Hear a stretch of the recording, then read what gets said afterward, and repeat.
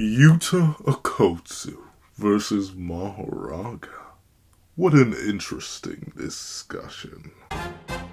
What's up, guys? All here, and we want to do a breakdown / live reaction and review and analysis of Mirror's why Yuta Akotsu versus the mighty divine general Mahoraga is not close. This is going to be interesting. Notably, especially considering the time of this video being produced, which is about a month ago, this has a high likelihood of including the recent Yuta feats, and I've seen Yuta vs. Mahoraga pop up especially in discussion again because of Yuta's recent feats on Sukuna, and obviously Mahoraga showing out a couple months back. So this is a discussion that's kind of been reignited by the more recent feats, so I'm actually very interested to see Mir's take on this and why he thinks it's not close. Not close at all. Of course, I have my opinions, but we have a hefty, defty, lefty, chefty Lord help me, chunk to talk about. So let's not waste any more time and let's hop right into it. Editing me, are you ready? 3, 2, 1, go. Universe. What's up, guys? That guy with a pencil here. Fun fact to do them and to have it on me and keep it on me at all times. And another fun fact. Yuta Akotsu versus Mahoraga is a very interesting discussion depending on how you like to scale Mahoraga. Now, here's the thing. If you assume that Mahoraga is always the same, the only things that change with Mahoraga being his resistances and offensive capabilities in terms of special attacks, quote unquote, such as flying slashes and resistance and or immunity to things like blue, infinity, red, never purple, then you would kind of have to argue a massive, and I mean a massive, stat gap in Mahoraga's favor for Yuta to have to overcome. Because notably, the Mahoraga that we see in the end of the Gojo and Sukuna fight, while clearly weaker than both of its relative combatants, isn't actually, like, too much weaker. Like, we literally see it react to Gojo numerous times. It blocks his hits, it tags him, it grabs him, it slashes him. Like, Gojo, he's low end relative, and notably Gojo's implied to be in an entirely separate tier. And remember, Mahoraga, admittedly after adapting, so it's not as crazy, but at the same time, Yuta's implied to fold from regular blue punches from Gojo. Meanwhile, Gojo smacks Mahoraga with a blue-black flash, and he's just like, it's neat enough. But of course, that's an adapted Mahoraga who had already adapted to blue and stuff like that. If you go with a more wild Mahoraga, then there's still arguably a pretty hefty speed gap in Mahoraga's favor. Mahoraga's?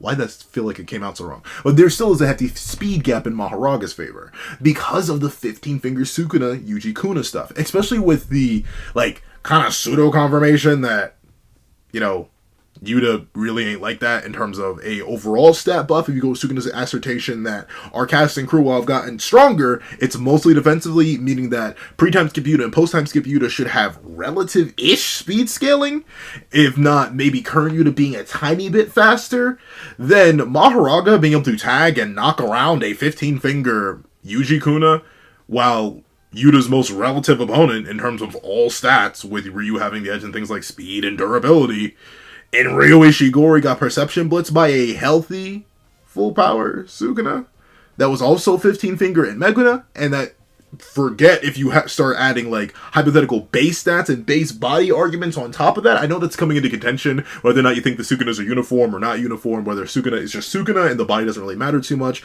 the output and speed and stats are generally the same, or if you think it's more complicated than that and there are, like, levels and layers to it, so, like, a Meguna would be the weakest base body, then it would be Yuji Kuna because Yuji's physicals on top of Sukuna's cursed energy reinforcement, and then perfect Sukuna, likely same physical perks as Yuji, plus the extra 2 arms, plus the extra 2 mouths. If you do scaling like that, then maybe it gets a little bit even more crazy, because then the weakest Sukuna, in terms of physical speed at least, still perception blitzes Ryu, who Ryu was never getting perception blitzed by Yuta. They were very consistently portrayed as relative. So, like, if you argue the massive stat gap, whether it be in speed or power for Mahoraga, obviously then it's not close. But if you limit it to just a speed gap, you still have the issue of Mahoraga's raw power if you once again assume Mahoraga's stats are kind of uniform. Because then you get into the idea, well, Yuta should most likely be damaged by everything that Gojo gets damaged by, right? And we see Mahoraga, after being summoned on Gojo, when the infinity's not a factor, slash into Gojo. If this is the Mahoraga that develops Sukuna's technique, if it's not the wild Mahoraga, then he has the flying slashes that are spatial slashes that would tear Yuta apart. And we've seen what happens when Yuta gets hit by some sort of spatial slash. So it gets crazy. However, all that aside, Mahoraga is still a Shikigami. Mahoraga is still a technique. Mahoraga is still a Jacob's Ladder victim. So that's all Yuta needs. And since it's confirmed he has Jacob's Ladder, this is not close. Because you would have to argue. Here's the big thing, and this is the reason why I flipped on the whole Mahoraga versus Yuta debate. I made a couple videos on this in the past before, but with it being confirmed that Yuta Kotsu has access to Jacob's Ladder, and the fact that Yuta Kotsu can use Jacob's Ladder as the shirt of his domain expansion, and it also being confirmed that Mahoraga innately does not have any sort of domain immunity, it doesn't matter. All he needs to do is Jacob's Ladder. Of course, base Yuta won't be able to do anything, but obviously Yuta's not stupid enough to base go with Mahoraga. He's not that dumb. He's not even dumb at all. He's going to slide the ring on, Jacob's Ladder, and then Mahoraga's cooked. Because Mahoraga's not doing anything. The moment it touches the light, it's still a technique.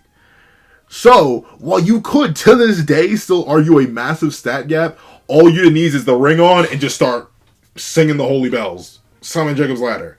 Or worse comes to worse, remember how he did it against Sukuna. Hit that domain expansion, and bada bing, bada boom, Mahoraga's immediately cooked. So, that's how I see it. If this is pre the confirmation of Yuta stuff, then I could still see Mahoraga being a massive stat difference, kind of like just a stat check. Mahoraga's way faster, doesn't have to worry about Rika, has a decent enough battle IQ, could do damage to Yuta, being able to damage Gojo, could have flying slashes. But at the same time, if it's Yuta at all with his domain, he GG's. So, I could see it being not close in both ways, but now, at this point, considering how bulky Yuta is, and considering the fact that Mahoraga is smart, but not that smart, I could easily see Yuta just domain expansioning insta GG Mahoraga. I think it is that simple now that we know he has Jacob's Ladder. Before, if you strip away Jacob's Ladder, maybe not. Maybe not, because remember, one of the biggest things with Mahoraga is that you need to vaporize all of him. You need to like wipe that man completely from existence. The Love Beam, not a win con against Mahoraga. Remember, the Love Beam only blew off Geto's arm. You blow off one of Mahoraga's arms, he's going to regenerate that bad boy. Now the Love Beam don't work. Sky Manipulation? Hey-ah! Thin Icebreaker! Oh, that did some damage to you? Now you've adapted to spatial manipulation attacks? Now that's not doing anything. Whoopsie. Curse Speech? Stop it! Stop!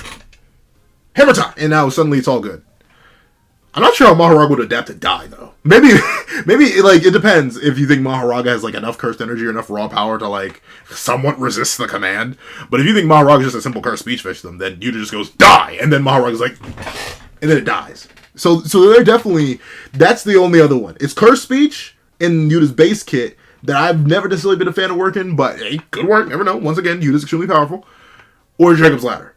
Anything else in Yuta's kit, basically worthless. Even Rika. I love Rika. Not really. But I that game was so mean. I like... not really. Because I don't think Rika's much of a character. I think Rika's more of a plot device / Shikigami / power-up for Yuta. I like Yuta, though. So, there's that. But, hypothetical, stop into domain expansion, into Jacob's Ladder GG. Yeah, Mahoraga loses. So that's how you can see it not being close. And with this video being seemingly enough a month old at the time of production, let me see, when did this video come out? February 29th? Think. Yeah, this should probably include Jacob's Ladder Yuta. I'm pretty sure. Because we're at 255. Jacob's Ladder Yuta's at 252. Yeah. That's an easy GG. And if not, if you want to just do the curse speech GG argument, then there's that too. But once again, the curse speech is always a bit weird because of how it could affect. I feel like if Yuta could just start yelling die at people, he probably would have. But we'll see. Let's take a look in a book, Reading Rainbow. I've been yapping for way too long. Let's hop right in. Mahoraga is one of those versus battles where when you initially think about it, you think it should be extremely close, and I did it first as well, until I thought heavily about this topic. And I do just want to say, out of all of the versus battles I've done, this topic, Yuta versus Mahoraga, is the one I've thought the most about, and I honestly do believe that although this fight has the potential to be close, I do think that Yuta would win in spectacular fashion. And although there it is. That's it. That's literally all you need. This confirms he has the domain expansion stuff. That's it. That's the thing. I agree. If Yuta tries to fight traditionally, I think you can make very solid arguments that Mahoraga outstats him. Especially if you assume that all Mahoragas are uniform and that Mahoraga doesn't adapt stats. Those are two big assumptions, but I mean, the narrative never explicitly says that Mahoraga adapts stats. And it never necessarily says that Mahoraga gets stronger with Sukuna. The only reason, I think it's confirmed, the only reason Nue was that big when Sukuna summoned it was because Orochi was fused into it. Gege in the volume redraws added Orochi's mark to Nue's forehead, which justified the scale increase. It's not just an output thing. Though, admittedly, sometimes it tends to be an output thing, which is weird because of the Divine Dogs and their non-solidified forms when they were fighting Yorozu. But if you assume Mahoraga's uniform, I could definitely see solid arguments for Mahoraga simply outstatting Yuta. There's nothing to imply that Yuta, even after all his feats against Sukuna, which I know is going to sound crazy, but there's nothing to imply that even domain-boosted Yuta is casually eating black flashes from Satoru Gojo. Grappling and grabbing Satoru Gojo, even if he could get through the infinity. Tagging and slashing Gojo's chest open. There's just nothing that Yuta's done to imply that. At least not just yet. Because of how weak Sukuna is at this point. But stats don't matter if you can get matchup checked. That's one of the biggest things about JJK. If you can matchup check your opponent, as long as the stat, like, say hypothetically they were to give, like, I don't know, Ichichi Jacob's Ladder. Obviously Ichichi wouldn't beat Mahoraga because Ichichi doesn't have the bulk. And if Mahoraga rushed for him, Jijichi's cooked, right? But someone like Yuta, who should have just enough bulk, just enough to eat one hit as he activates domain in Jacob's Ladder, Mahoraga, and Mahoraga has no domain counters, that's it. That's some light work. So yeah, I can see what Mir says here. And I can understand giving it to Yuta. Honestly, I might as well end the video right here. Thank you so much for watching. Could you leave a like, share, comment? I'm kidding. But, have you left a like on the video? I really appreciate it. It helps. Trying to hit 10K soon enough. Thank you. I really appreciate that. Also, have you subscribed? That's still hitting 10K. But, like, liking the video and subscribing helps out a lot. Trust me. I know, I feel bad saying it. But, like, now that I'm a content creator myself who still rampantly consumes content, I now automatically like and subscribe to every single channel I see. Because I understand how much it helps. And growth is growth. But let's actually hop back to the video itself. Good arguments for both of these characters winning. I do think that the arguments for Yuta are more convincing and ultimately do lead to the conclusion of him winning. For this versus battle specifically, a lot of things in Jujutsu Kaisen need to be looked at in order to reach this conclusion. And although Yuta versus Mahoraga is a very complicated topic, we're going to take a deep dive into all of the things that make up this versus battle, the arguments for Mahoraga winning, the arguments for Yuta winning, and why in the end, I was wholly convinced that Yuta would beat Mahoraga and the fight would not be close. And in chapter 234, we saw Yuta say that he would be able to take on Mahoraga and Agito at the... And you know what's crazy? In fact, funnily enough, I don't know why YouTube does this. It recommends me my own videos. Like, YouTubes. I made them. Those are my babies. I know. But, funnily enough, not 4 months ago, I see it, I broke down hundreds of Mahoraga versus Yuta's Not Close. And in that video, you will hear me slap Mahoraga to the moon. But that's because I thought Yuta was relying too much on hypotheticals. That this statement existed at the time of that 4 months ago video in that live reaction. But all it takes is one thing. Once those hypotheticals were no longer hypotheticals, yeah, Yuta, easy matchup. It does become that easy. If you restrict that for some reason, once again, that would be explicitly nerfing Yuta, which I think you don't want to do. If anything, I'm always the kind of person who, like, if I'm doing a versus battle, I try to give the characters the most benefit of the doubt possible. Like, both characters, whether it's inverse or cross-verse. I try not to anti or downplay too much. I just try to slop to the moon, because slop to the moon is fun. But, even with slop to the moon, there's nothing to really imply he's going that deep. It'd be one thing if Mahoraga was consistently throwing spatial slashes, round start, and was like the smartest fighter in the verse and would immediately know to go for Yuta's head or his arms or something like that. But Mahoraga, while intelligent, ain't that intelligent. While wild, it fought Sukuna for no reason when its whole objective was to slaughter Megami and Haruta.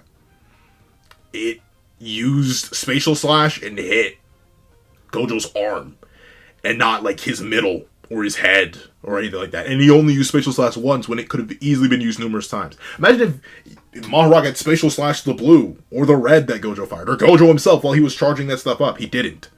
So, like, Mahoraga, it's smart, but, like, smart as in a 5-year-old that you hand a fighting game controller and say, you hit that button to attack.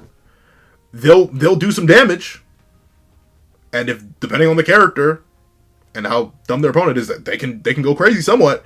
But yeah, with Yuta's battle IQ, his understanding, and his very specific matchup tool of Jacob's Ladder GG, yeah, it's not really close. And I can 100% see it as a slam, especially if you aren't generous to Mahoraga and you give Yuta a bit of slop. And I say a bit of slop because I still think it is a bit of slop, especially with, once again, Sukuna kind of like, he says they get stronger, but he very explicitly notes their defense and then proceeds to say their defense isn't as good as Ryu's, which makes sense. Highest output in history. But, like, with that, and the fact that Sukuna perception blitzed Maki when in his weakest state so far.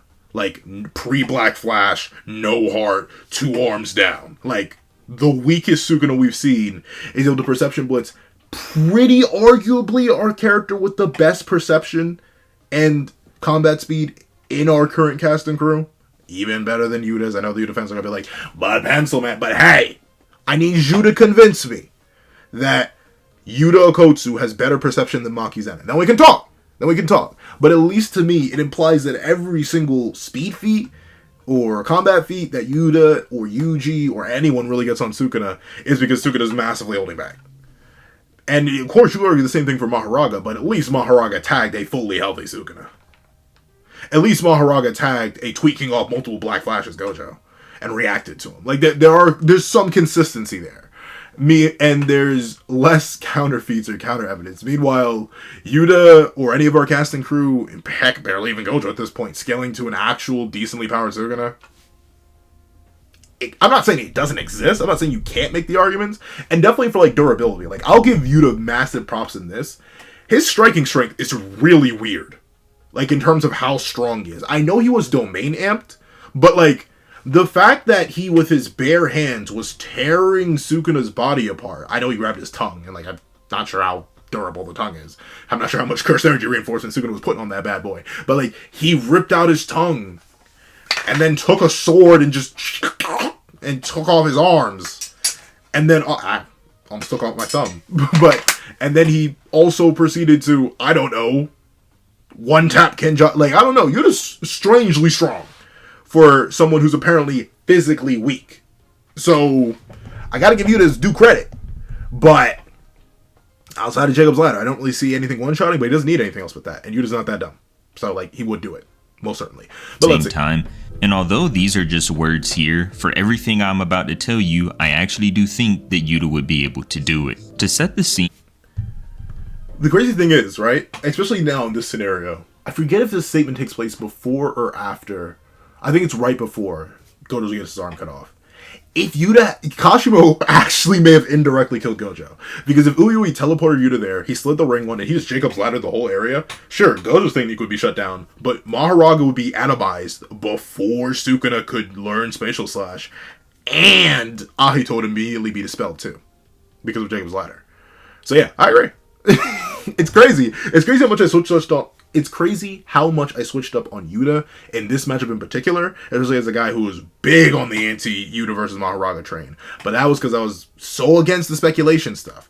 Because speculation can go anywhere. But with no more speculation, no more vagueness, with Gege just slapping Yuta's meat on the table, I gotta acknowledge it. I can't knock it no more. Yuta and Mahoraga will be fighting exactly where Sukuna fought Mahoraga on the street corner, but the Mahoraga in this fight will be the Mahoraga that Sukuna summoned. So it's not the one that Megami summoned, it is the one from the entire fight of Sukuna versus Gojo.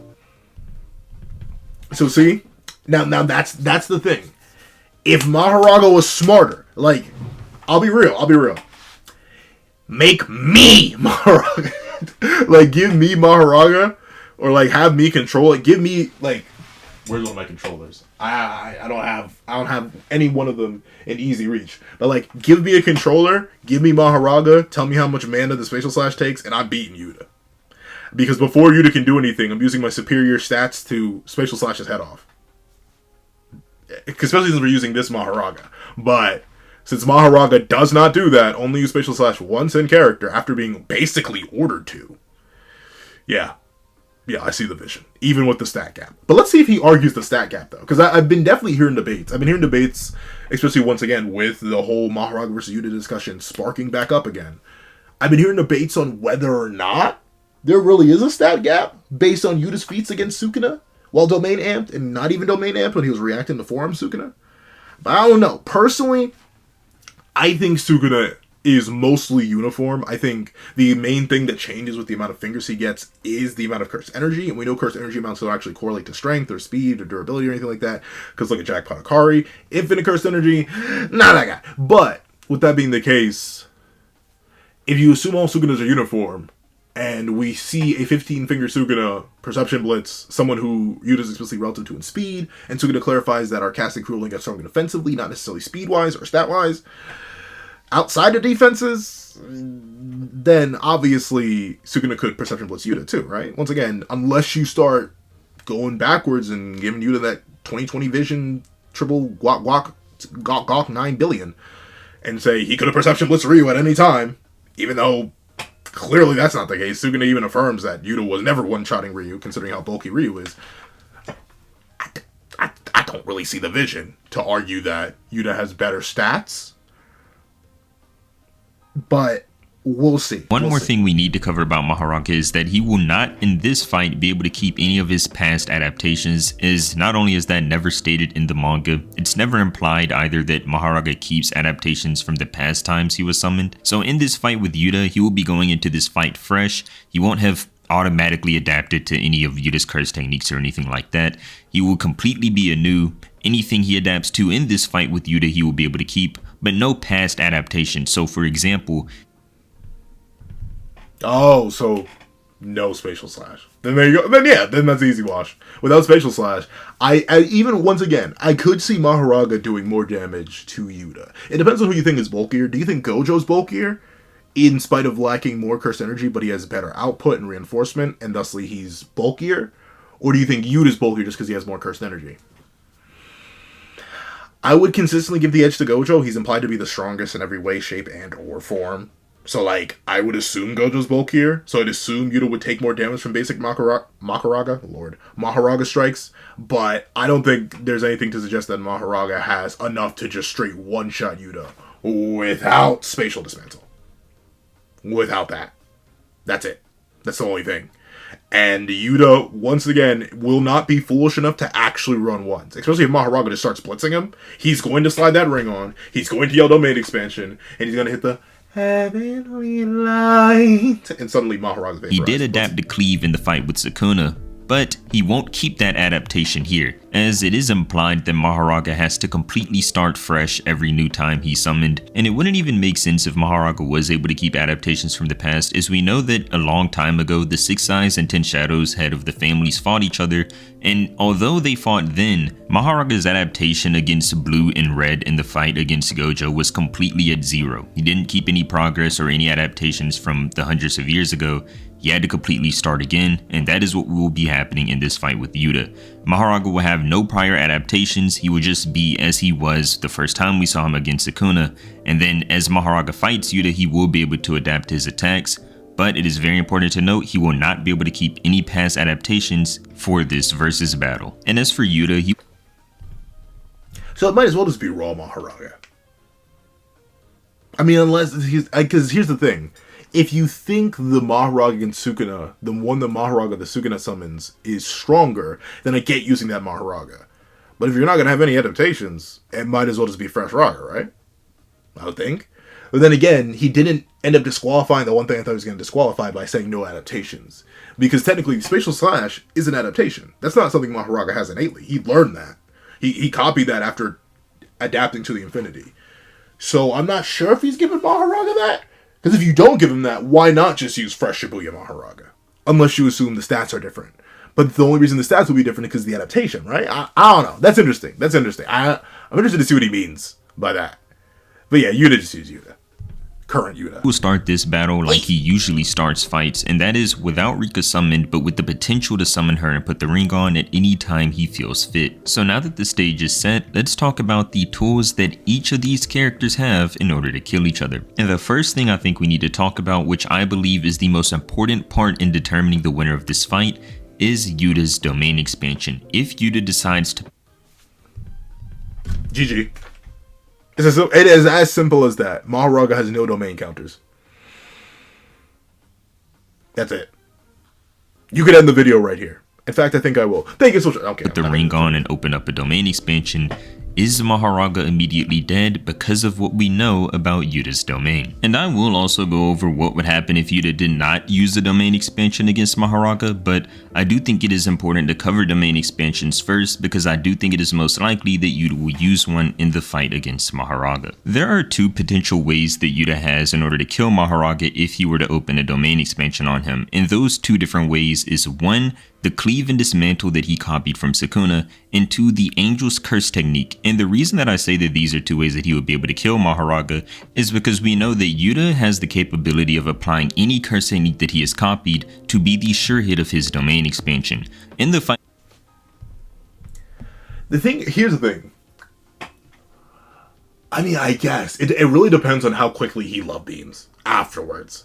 Because the reason I'd always, like, at least if I'm Yuta, once again, if we're talking about sticking controllers up characters' butts and making them operate in the most perfect, optimal, clean, smooth, buttery way imaginable, if I'm Yuta, I'm always gonna go for Angel's Curse technique versus Cleave and Dismantle against Mahoraga, because if Cleave and Dismantle doesn't immediately turn that man to sushi, doesn't immediately sashimi him, and he starts adapting to that, we don't know if Yuta can, like, cycle through sure hits of his domain, or if he has to reset completely and apply a new sure hit, which we don't know if he can even do that either.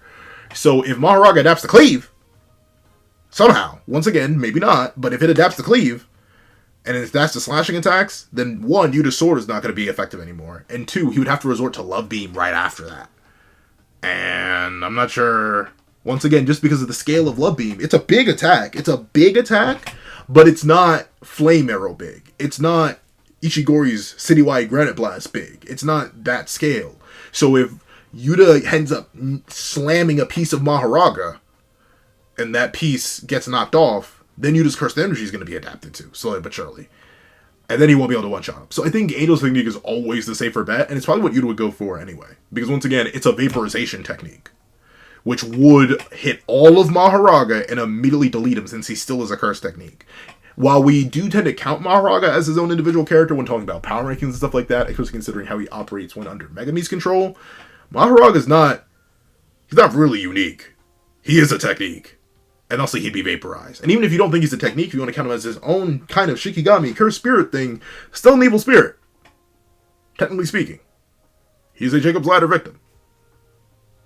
So yeah, I get why you cover this out the way first. Let me stop yapping for a little bit. Let me let him cook. With Sukuna, it was the Angel's Curse technique, but in this fight with Mahoraga, it could either be Cleave and Dismantle or the Angel's Curse technique. It just depends on what Yuta chooses. So between these two curse techniques, let's see how they would interact if he were to use them on Mahoraga while Mahoraga is trapped inside his domain. Between the Shrine techniques and the Angel's Curse technique, I think that the Angel's technique would be better for getting rid of Mahoraga, but Shrine does have a good chance of deleting him as well, and I'll explain why.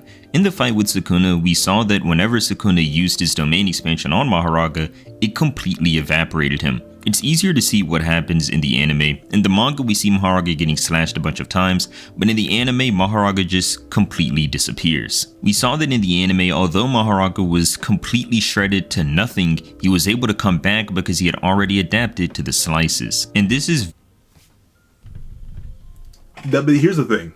Notably, I'm always very, very hesitant to use the JJK anime. Because it does changes like this to the manga. Notably, I don't think the manga was trying to imply that Mahoraga straight up disappeared. In fact, I think it's trying to imply quite the opposite. Because notably, the panel after the one he just showed, you see Mahoraga on the ground. Like, you see it fighting for its good life on the ground. But it was still cut up. It didn't get atomized. Well, as cool as, and again, don't get me wrong, I love the anime's variation of Sukuna versus Mahoraga. I really do, but it's super weird. For like Mahoraga's adaptation speed, what the adaptations are, Mahoraga's regeneration ability, because like, the way the anime shows, in fact, we go back to times, but in the anime, Mahoraga just completely disappears. We saw that in the anime, although Mahoraga was completely shredded. Hold on a second, hold on. Yeah, that should have offed him. That should have deleted Mahoraga. If that truly happened, he should have lost. Mahoraga shouldn't be able to come back from that adaptation or not. Because if it was that simple, you could reduce Mahoraga down to atoms and he could still come back. Then, hypothetically, Gojo's Hollow Purple shouldn't have killed him. And Sukuna wouldn't have had to switch techniques in the first place because he was deleted. That's a weird change from the anime from the manga. Because in the manga, it implies that Maharaga's weakened. It was worn down by the onslaught of slashes. But then Sukuna had to pull out the flame arrow to finish Mahoraga before it regenerated. The anime makes that weird. Just like how anime Jogo is like infinitely stronger than manga Jogo, it's kind of weird. The way that Mahito in the anime activates his domain expansion while with whited out eyes, but in the manga he activates it with his eyes, showing he was still conscious. Like, there are just weird little changes from the anime to the manga. Don't get me wrong. The anime very consistently looks cooler and elevates the fights with mostly no issue in terms of the general narrative of the fights. Like, notably, Mahoraga never does any damage to Sukuna in the anime. And that's good. That's the main thing the manga was trying to portray. That Mahoraga, while powerful, is not Sukuna level. That's the main thing the anime was trying to get across through its portrayal of the battle. Or the manga was trying to get across, and the anime kept that general framework, but by doing these extra cool things, it makes manga things weird. And it's happened with Mahito in Season 1, happens with Jogo in Season 2, happens with, technically, Toji in Season 2 as well, with the weird stuff he does against Dagon, or the weird stuff Dagon does against him, and makes anime Dagon look way stronger than they should be. Like, there are things that the anime does that do contradict the manga, which is why I always talk about them separately. Heck, the biggest thing that the anime also does, it implies that Sukuna can open the black box while his domain expansion is still active. Do you know what that means?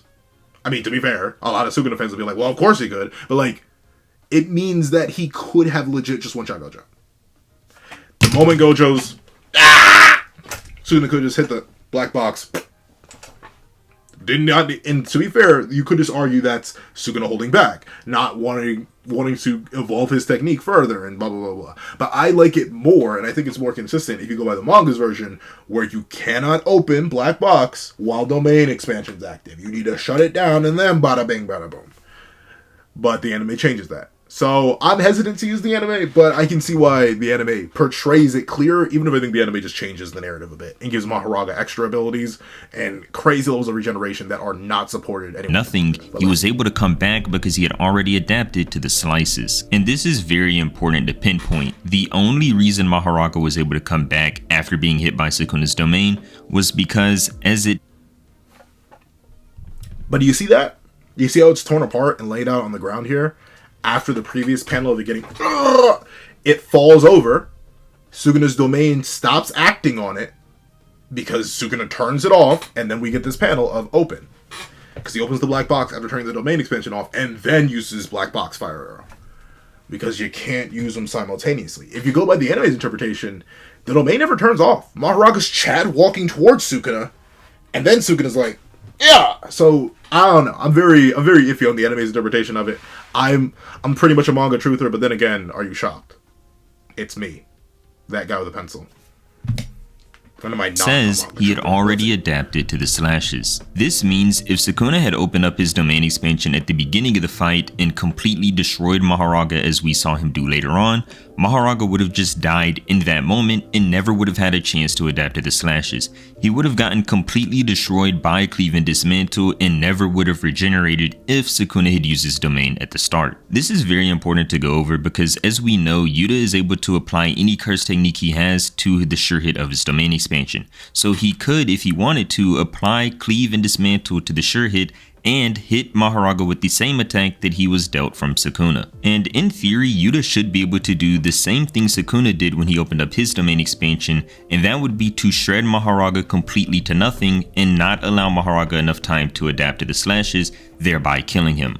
But there's only one problem with this theory. We don't actually know if Yuta's slashes inside of his domain expansion would be as powerful as Sukuna's, and if they would even be powerful enough to completely destroy Mahoraga to nothing like Sukuna did. We know that the strength of Shrine's slashes depend on your curse energy output into the curse technique. And not only does Sukuna have more curse energy than Yuta, but Kashima also notes that Sukuna's manipulation of curse energy is completely unreal. With an well, he's probably going to go into this, but it's also noted that Sukuna, in terms of output, is like freakish. Like freakishly free. Not just his control, not just his manipulation of it, but his actual output is insane. Like, the only character you can argue has better output than Ryomen Sukuna is Ryu, maybe. But I'm not even sure if that's really maybe, because Sukuna explicitly notes Ryu's toughness, and Ryu does have the statement from Kenjaku. And obviously the statement in the Culling games that you think Sukuna's a Culling game player, then bada bing, bada boom. But that's it. Yuta, while his output is good, and his strength is also really, really good. Like I mentioned, Yuta's strength is kind of weird in terms of how strong he is, despite what is said about him colloquially. I do think there is an argument to be made, but big booty, bodacious butt cheeks. But I still do think there's a really, really, really solid argument for Yuta with cleave being applied to the domain, because that's what would be acting on Mahoraga. Yeah. It was still just cleave right there. Because I think Yuta, he has enough cursed energy to fuel cleave and enough output to fuel cleave that it would just go straight through Mahoraga. And while Mahoraga's adaptation regeneration is fast, at least if you go by the manga standards, it's not as fast as Gojo's, who was healing off cleaves as they happened. Like the slash opened up and he was immediately healing it. Mahoraga's adaptation and regeneration isn't implied to be that fast, or as fast as Akari's. So even Yuta, while having drastically lower output, you can definitely make a solid argument that Yuta has enough output and enough cursed energy that Mahoraga wouldn't be able to compete. Real level of cursed energy manipulation and more cursed energy to output than Yuta does, Sukuna's slashes are probably stronger than Yuta's are. Now here is the problem. We don't know exactly how much weaker Yuta's slashes are than Sukuna's. We do know that Sukuna's slashes were powerful enough to completely decimate Mahoraga, but we don't know if Yuta's meet the requirement in order to decimate Mahoraga as well. And the problem is, we don't know exactly how strong Yuta's slashes are because the only time we've seen him use them were on a weakened Sukuna. It is very possible that And you know the horror thing about this, in particular, in terms of this being used on a weakened Sukuna, this is a domain amped Yuta on a super soul weak, crazy nerfed, brain damaged, he still has arms, low output Sukuna. And if you believe that output correlates on all levels, like the lower one's output gets, then the lower their stats get, including durability. The fact that Yuta explicitly uses cleave on Sukuna, and it's a basically flesh wounds that we don't even see last past this little interaction, that's really bad for Yuta's output. But at the same time, once again, it's the thing, you can always flip it. At the same time, though, you could just say, well, Yuta's not actually trying to go full output, full cleave on Sukuna, remember? Because he's trying to save Megami. And there's that. And that's a really solid argument. Once again, I can see it. But also at the same time, we see a maximum output domain amped Yuta use Angel's technique on Sukuna. And despite Sukuna being giga weak, he still manages to survive it while just looking a little bit extra crispy. So which is it? I don't know. That's the thing. Yuta's output's really weird to argue, and that's why his feats are super duper annoying. And just Sukuna right now is super duper annoying because it's hard to count anything. The only things you can really account for are, and that's if you make a big assumption. If you make one assumption, which is a big one, that dismantle speeds are uniform, then you could start doing some weird dismantle scaling. Like, oh, is X attack faster than dismantle? No? Okay, X character should be scaled to this or something like that. But if you think dismantles also vary in speed too, which I know is like, it's 50-50. Either the community thinks that dismantles are all uniform, whether they be world slashes, whether they be super duper low output dismantles, the only thing that changes is their attack power, or people think that they scale with power and they scale with chance. The stronger Sukuna is, or the more he chants, or the more he points, and the more hand signs he does, then the more damage the slashes do, and the more speed they have, then it gets even kookier and kooky bonkers, but then there are just more layers to it. None of it necessarily matters though, because we know Sukuna, while super duper damaged and fatigued, speed blitzes his own slashes, based on him hiding, secretly chanting, and launching a world slash, only to Perception Blitz Maki, who was looking directly at him not 2 seconds later. You see why Sukuna's a nightmare? I would love to scale characters to him. It's just hard to. Yuta does have the strength to completely decimate Mahoraga in one go with a domain expansion, but because of the many unknowns when it comes to his strength of slashes versus Sukuna's, it wouldn't be right to say that. And here's the thing, right? He's going in, he's covering in depth. And I do respect going in depth. And when I probably do my Yuta versus Mahoraga run back video, because I do plan to do something myself, I have like a funny idea for it. It's literally just Jacob Slider. Unlike the slashes where you can make funny arguments and like you can try and like slot Mahoraga's defense to the moon, argue against Yuta's output by using the whole cleave thing and how little damage that did, and you talk about how Yuta's domain amp, the Sukuna's super duper weak and all that. Jacob's Ladder just no diffs. It's not really complicated. So I'm assuming he's covering Dismantle. He's covering all his barriers here. He's covering all his tracks. But like once you get to Jacob's Ladder, the battle's over. That's it. And Jacob's Ladder could arguably activate outside Domain 2, depending on what Mahoraga ends up fighting. Yuta would probably have to take a couple seconds to do it, but if he just sends Fully Manifested Rika after Mahoraga, Mahoraga is known to be aggroed. He is a raid boss. And thusly, Mahoraga and Rika would start throwing hands. And if you think Rika can't be one-shot by the Blade of Extermination, and like she has special properties as like a super weird Shikigami Curse Spirit thingamajig, then while Mahoraga and Rika are fighting, you're just gonna be like, oh shoot, sweet mother of mercy, almost cut me in half. Let me slide this ring on, let me get this horn out, and then suddenly Mahoraga's vaporized. Mahoraga ain't dodging. Like, if Sukuna couldn't dodge it, Mahoraga because Sukuna was able to decimate Mahoraga with the domain expansion and Shrine, Yuta would be able to do it as well. And another thing we don't know is if Yuta would be able to continuously rain down slashes in a domain expansion like Sukuna was able to. Because of these many unknowns, the strength of the slashes, plus us not knowing how long Yuta can keep the slashes going, it just wouldn't be right to say that if Yuta opened up a domain and used Shrine, he would be able to kill Mahoraga. And as I said earlier, it is possible that Yuta would be able to kill Mahoraga with Shrine, but because of those unknowns, it just wouldn't be right to say that he definitely would be able to. The technique I think that would be most effective if applied to be the sure hit in Yuta's domain would be the Angel's Curse technique, but I'll get more into that in a second. We know that Yuta has access to a bunch of different curse techniques while he has his domain expansion active. He has the swords that are everywhere, and although he doesn't know which technique is in what sword just by looking at it, as soon as he grabs a sword, he knows which technique is in it. Most of Yuta's techniques I don't think would be effective at all against Mahoraga. For example, Curse Speech I don't see doing much of anything. Maybe he gets Mahoraga to stop moving for a moment, but even something like Mahoraga being still and Yuta stabbing him wouldn't really do that much. Drew Shikigami also shouldn't be that much of a threat to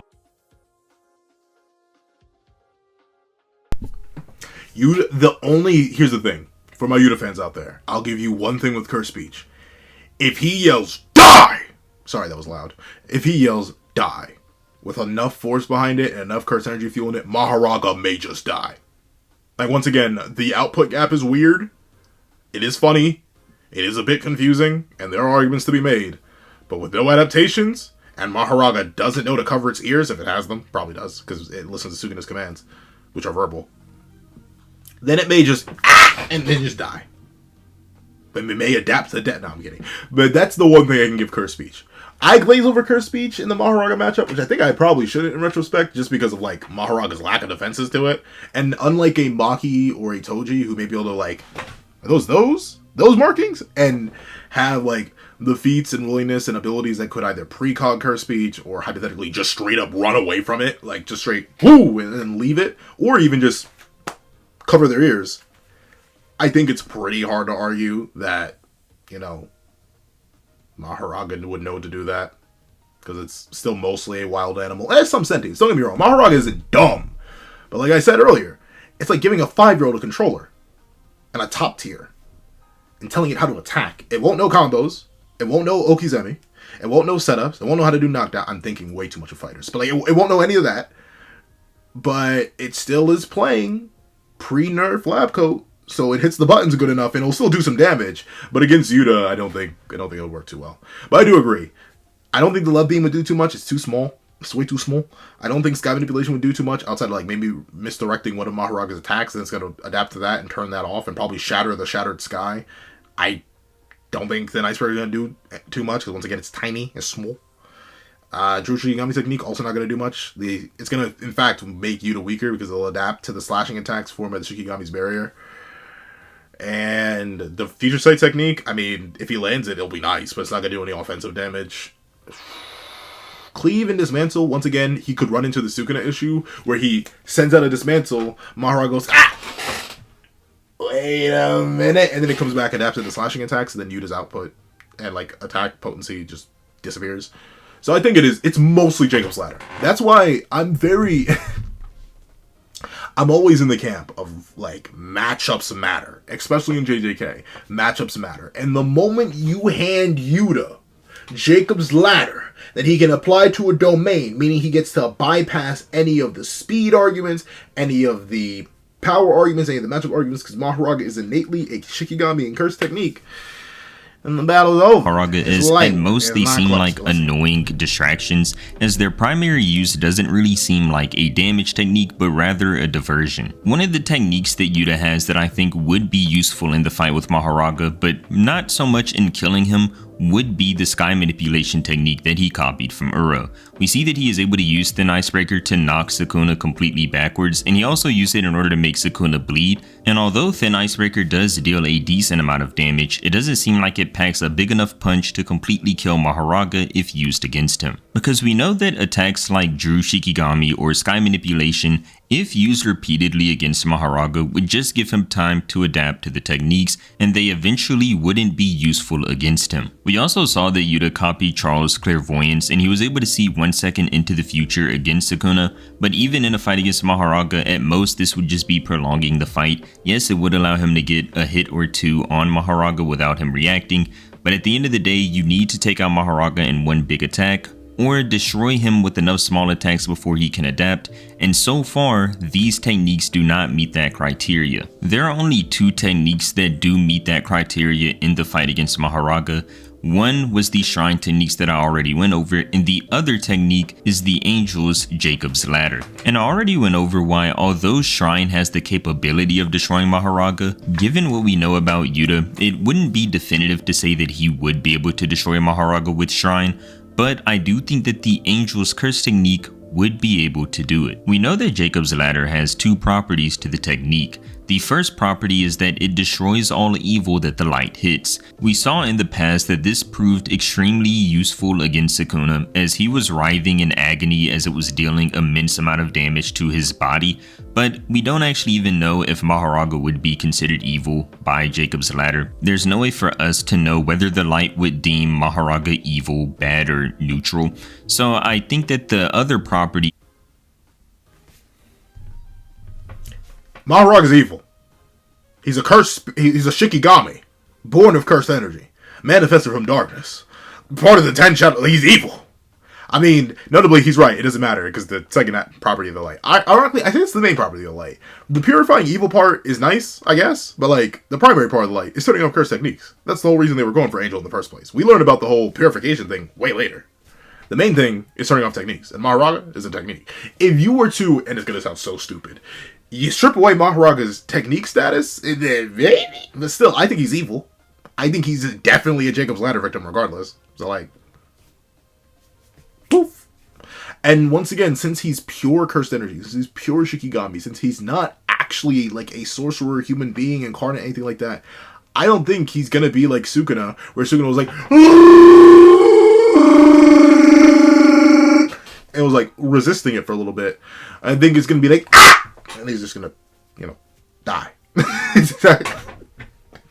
Like, I forget what the one meme is, but like that guy who gets like hit by a laser and just and then he's just gone. It's literally just that. It's like, it's worse than Cell getting hit by Goku and Gohan's father-son Kamehameha.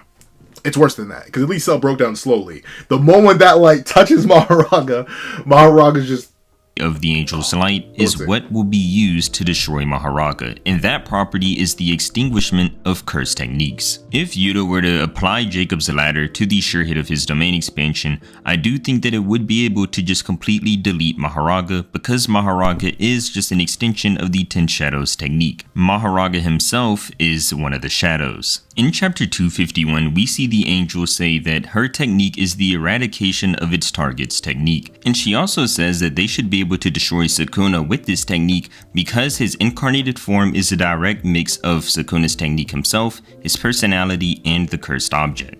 Given that Mahoraga is a mix of the 10 Shadows technique and himself, he just directly is a shadow, the Angel's Light should just be able to completely eradicate him. The only way I see Mahoraga surviving this outcome is if he were able to kill Yuta, or weaken him enough to where his domain goes away before he gets hit by the Angel's Light.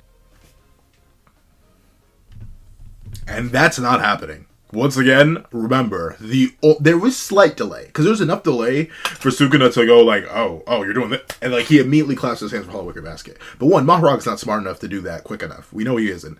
And two, Yuta's not gonna pull a Joko. He's not gonna pull a Mahito. Yuta's not stupid. He's gonna immediately turn it on. The moment the domain is probably before the domain is like fully closed, Jacob's Ladder is hitting everything in that bad boy. And Mahoraga will be in that bad boy. So yeah, Mahoraga can't do anything. The only win con you argue for Mahoraga is Mahoraga put so much pressure on Yuta.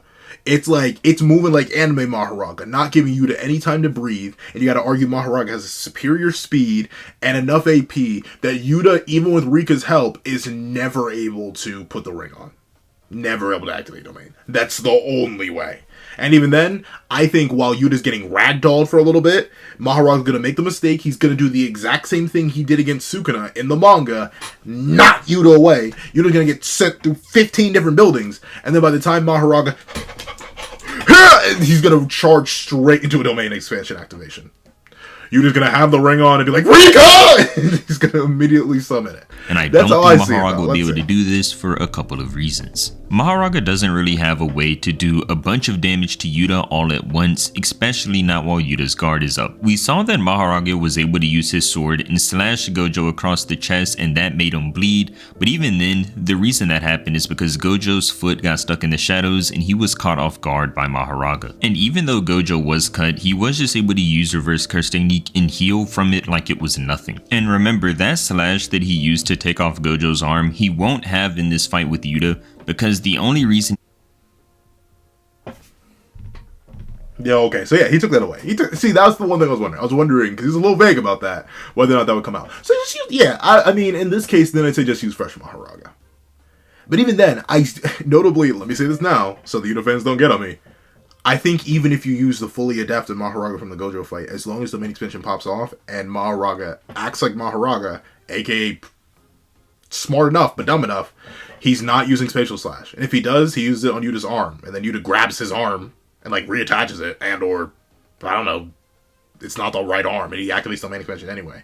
And that's if Mahoraga opens with it. Because, once again, Yuta's not dumb. He's going to immediately either go for Jacob's Ladder, slide the ring on, or he's going to immediately go for domain expansion. He was even able to do that is because he was adapting to infinity throughout the fight with Gojo. And as I said at the beginning of the video, Mahoraga won't be able to keep any past adaptations in this fight with Yuta. The reason he was able to use that slash is because he adapted to infinity within that fight, Sukuna versus Gojo. He won't be able to do the same thing here in this fight with Yuta. So I think that even if Mahoraga was able to get up on Yuta and slash him, which I don't think would happen if Yuta were on guard, he would just heal from this, use the Angel's Light, and destroy him anyways. I think that this is the reason why in chapter 234, Yuta said that he would be able to take on Mahoraga and Agito at the same time. Yuta pretty much knew from watching Mahoraga attack that there wasn't really any way that he would be able to kill Yuta while he would have his domain expansion active. And as I said earlier, I think that the only two techniques that would be proven useful against Mahoraga if he opened up a domain against him would be Shrine or the Angel's Curse technique, and although it is in the air whether Yuta's Shrine would be able to destroy Mahoraga, I do think that the Angel's Jacob's Ladder would be useful in destroying Mahoraga if it came in contact with him. Now, I did say earlier in the video that I would cover what would happen if Yuta and Mahoraga fought with no domain expansions, and I do just want to say right now, I do think Yuta would win with the domain expansion, but without one, I think Yuta pretty much just loses here. The only way That's the big thing, right? And I mentioned this earlier. It depends on how you scale both, but there's at least, depending on how you interpret Yuta's feats against Sukuna. Without domain, and of course it doesn't matter. Like, this is a hypothetical that would not happen because Yuta's not dumb enough to not use a domain if he's fighting Mahoraga. But in the hypothetical, glasses, you're too far away. I'm not going to get up and get you. But hypothetically speaking, purely hypothetically, Mahoraga just has better stats. Because if you assume Mahoraga's uniform, it doesn't get any stronger based on the summer. Like, he just has better statements. Well, not statements, really. Well, I guess kind of statements. Pretty 6-size user. 6-size limitless user. But arguably better statements.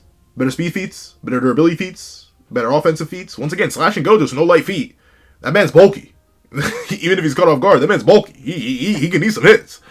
So, with Yuta, unless he, once again, is allowed enough time, like you would have to have Rika aggro Mahoraga so Yuta could activate Jacob's Ladder outside of his domain. That's what the sure hit does for the domain. The sure hit skips over the startup time and the activation process. Yuta just opens domain, bang! Mahoraga's gone. But outside, I could see Mahoraga hard focusing Yuta and just wearing him down. Over and over and over and over again, and using his superior stats to keep batting away Rika and keep just, and he's gonna eventually aim for something hard. He's gonna admit, that sounds so bad, but he's eventually gonna aim for like a heart, the eyes, the neck. And while Yuta can RCT for a while, we see in the Ryu and Uro fight, if you start doing big damage, big damage, he'll start to run out. And Mahoraga definitely has no longevity issues. And every single time Yuta lands a whiff of a hit, that wheel gonna start spinning. So, I can see it. But even then, I could still easily, for Yuta, and I know, shock horror, that guy with the pencil praising Yuta this much? Yes, I do like Yuta. And also, once again, the narrative kind of just supports this. Mahoraga would be aggroed by Rika, and fully manifested Rika if she's not one-shot by the Sword of Extermination, which you can make solid arguments that she's not because of her special nature as a cursed spirit, husk thing. Then, while Mahoraga's weave, and just bullying Rika, because I think that is a bad matchup. I think it's a horrid matchup. I think Mahoraga just absolutely bully bags Rika. But while that's happening, Yuta will slide the ring on, activate fully manifested Rika, hit that and then Mahoraga's vaporized anyway. So yeah, I think Yuta always wins. I think you would have to make super specific arguments, or you or me would have to control Mahoraga. You or me would have to hop up in there. We'd have to wield Mahoraga like a mech and just like forcefully outstat and press Yuta so much that he never gets to slide that ring on. If he starts in full power, we gotta make him last, burn them 5 minutes. But since we aren't gonna be the ones up Mahoraga's butt controlling him, I see Yuta winning without a domain expansion is if he is still able to use the Angel's Curse technique and use it in one go against Mahoraga and destroy him. We know that he is able to apply it to his domain expansion, but without it, we're not sure exactly how he would go about it if he just wanted to use it normally without the use of a domain. And without a domain expansion, even though he is able to use Cleave and Dismantle, just those slashes outside of a domain expansion would not be enough to destroy Mahoraga, just like Sukuna was not able to back when he fought against him. Sukuna felt he needed the use of his full domain expansion, and when that didn't work, he used the fire arrow. So I do think that with no domain expansion, Yuta would probably just lose, since the connection between him and Rika would only last 5 minutes, and we know that without Rika, he does run out of curse energy pretty quickly. And when I say he runs out of curse energy pretty quickly, I mean that we see in the fight with Ryu and Uro, he had to heal from their attacks, and by healing from their attacks, he began to bottom out in terms of curse energy. energy. So in a fight with Mahoraga, assuming that they are hitting each other, he would eventually have to keep healing and he would run out of CE, eventually leading to a situation where he can no longer heal from Mahoraga's attacks and he would eventually lose the fight and die. So I do think that although Mahoraga would win if no domain expansions were involved, unfortunately for Mahoraga, Yuta does have a domain expansion and he would use it in a fight against him, and for all of the reasons that I said earlier, I do think that Yuta would be able to kill Mahoraga, and the fight would not be close. I think Yuta would just be able to open up a domain expansion, use the Angel's Curse technique, destroy him, and pretty much get rid of him without breaking too much of a sweat. And I think that this is the reason why Yuta said earlier while watching the Gojo vs Sukuna fight that he would be able to take on Mahoraga and Agito at the same time. And with that being said, I want to thank you so much for reaching the end of the video, and if you enjoyed, then I would really appreciate it if you could leave a like and subscribe to the channel. Thank you so much for watching. See you next time.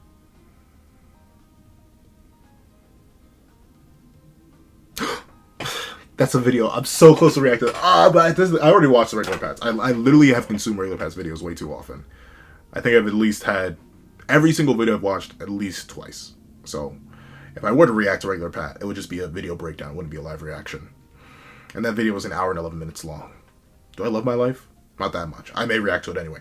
But yeah, I agree. Once again, I could see a way for you to win outside, because notably, he doesn't even talk about Rika in this video. He doesn't even, like, and to be fair, Rika's mostly a non-factor unless she's fully manifested, but Rika aggro is another way for domainless Yuta to win, but I think he's right. Domain GG, womp womp, for Mahoraga.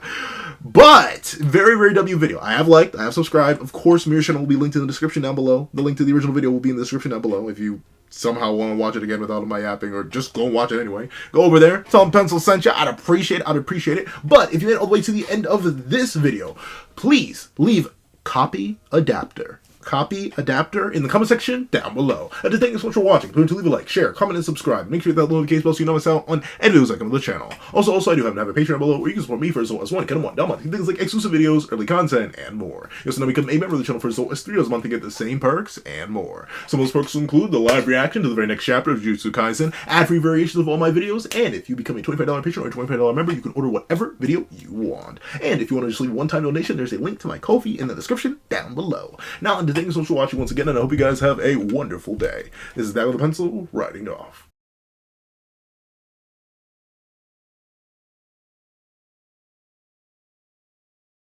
I'd like to give a thank you to our $3 members: Counterplays, Greyhound, Akids Void, Astro, Eternal Flame, Teen Midgao, Querencia Tala, and Red Wolf 4765.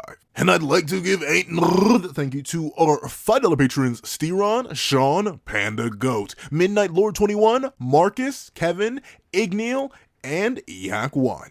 And I'd like to give another thank you to our $7 members: Autumn's Mornings Lazo and Sick Addiction. And I'd like to give a hefty thank you to our $10 member, Banana Phone. And I'd like to give a big old thank you to our $10 patrons: Joaquin, Jermaine, and Idemokami. And I'd like to give a gargantuan thank you to our $25 patron, China Doll 09. And another gargantuan, juicy, scrumdiddlyumptious thank you to our $25 patron, Calvin Elder.